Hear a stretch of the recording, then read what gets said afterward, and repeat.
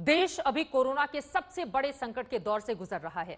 पूरा का पूरा सिस्टम इस मुसीबत से जूझ रहा है और इसी संकट काल में बेबस हो गए हैं 10वीं 12वीं के करीब 30 लाख छात्र, जिन्होंने अपनी परीक्षाओं के लिए जमकर मेहनत की, दिन रात तैयारियां की, लेकिन कोरोना की वजह से कुछ पेपर्स के एग्जाम नहीं हो पाए। इस पर अभी तक सस्पेंस भी बना हुआ है। अब वो सभी छात्र चिंता में हैं कि क्या होगा, वो क्या करें, क्या नहीं करें। छात्र उलझन में है तो अभिभावक भी यानी कि उनके माता पिता परेशान हैं। छात्रों के हितों को लेकर इन तमाम मुद्दों पर हमसे बातचीत करने के लिए खुद मौजूद हैं मानव संसाधन विकास मंत्री रमेश पोखरियाल निशंक। उनके हर सवाल का यानी कि छात्रों से जुड़े हुए हर सवाल का जवाब साहब से हम जानेंगे, लेकिन उसके पहले अपने दर्शकों को यह महत्वपूर्ण रिपोर्ट दिखाते हैं।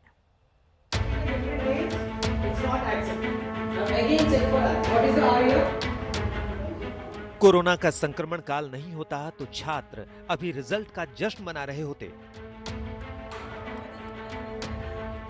कोई आगे की पढ़ाई की रणनीति बनाता तो कोई अपने भविष्य को संवारने में शिद्दत से जुट चुका होता।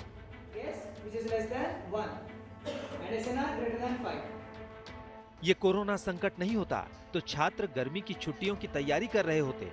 स्कूल और अन्य शिक्षण संस्थान नए सेशन का वेलकम करने में जुटे होते। मई महीने की शुरुआत हो चुकी है। पिछले साल 2 मई को 12वीं के रिजल्ट आए थे और उसके 4 दिन बाद यानी 6 मई 2019 को 10वीं के रिजल्ट भी आ गए थे। लेकिन इस साल कोरोना ने सब कुछ रोक दिया है।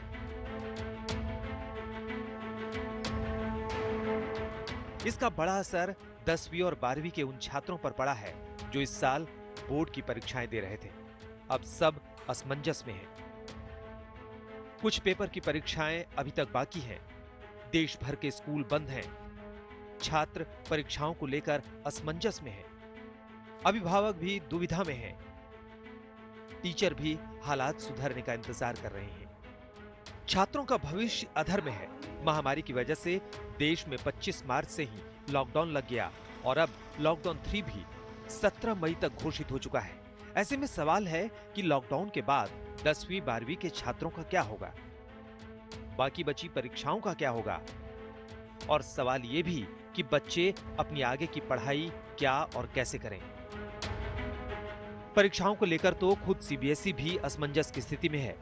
सीबीएसई भी साफ कर चुका है कि इस संकट काल में 10वीं बोर्ड की बची परीक्षाएं कराना मुमकिन नहीं है। 1 अप्रैल को अपनी एक एडवाइजरी जारी की है। उसमें हमने बहुत क्लियर कहा है कि 10th का कोई भी एग्जाम अब हम नहीं कंडक्ट करेंगे। जो भी एग्जाम्स 10th के हो गए हैं उनके बेस पे हम रिजल्ट दे देंगे। 12th सब्जेक्ट के एग्जाम्स क्लास 12th के हम उनका री एग्जाम करेंगे एंड वी आर वेटिंग कि जैसे लॉकडाउन उठेगा हम परीक्षा कर सकेंगे। छात्रों के हितों को देखते हुए अभी 28 अप्रैल को ही मानव संसाधन विकास मंत्री रमेश पोखरियाल निशंक ने तमाम राज्यों के शिक्षा मंत्रियों से बात की। इसमें कई अहम सुझाव मिले जिन पर सरकार विचार कर रही है। बहुत अच्छे सुझाव भी आए हैं और विशेष करके ऑनलाइन शिक्षा को कितना सुदृढ़ कर पाएंगे और अंतिम छात्र तक कैसे करके वो ऑनलाइन शिक्षा हमारी जा सकती है, उनकी क्या कठिनाइयां हैं और कितना पाठ्यक्रम उनके पास तैयार है और किस तरीके से वो कर रहे हैं। तो लगातार हर स्टेट ने बोला। वीडियो कॉन्फ्रेंसिंग में मानव संसाधन मंत्री को कई सुझाव मिले। दिल्ली के डिप्टी सीएम मनीष सिसोदिया ने भी कई अहम सुझाव दिए थे। उन्होंने कहा था कि 10वीं और 12वीं के छात्रों को इंटरनल परीक्षा के नंबरों के आधार पर बिना परीक्षा लिए ही पास कर देना चाहिए।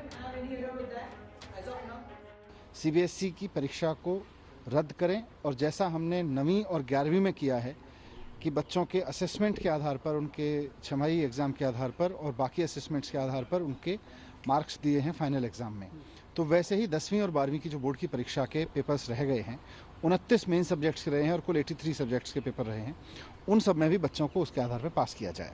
तो ये तो मैंने उनको एक सुझाव दिया। साथ ही दिल्ली के शिक्षा मंत्री ने कई मांगे भी रख दी। उन्होंने कहा कि इस साल के सीबीएसई और एनसीईआरटी सिलेबस में 30% की कटौती की जाए। अगले साल के CBSE board exam, IIT JEE और नीट यूनिवर्सिटी भी उसी हिसाब से हो। जानकारी के मुताबिक 83 पेपर की परीक्षाएं नहीं हो पाई थी, लेकिन अब तैयारी है कि जो मुख्य रूप से 29 पेपर थे उन्हीं की परीक्षाएं ली जाएं। हालांकि इस पर औपचारिक फैसला अभी बाकी है। मंजीत नेगी के साथ आज तक ब्यूरो।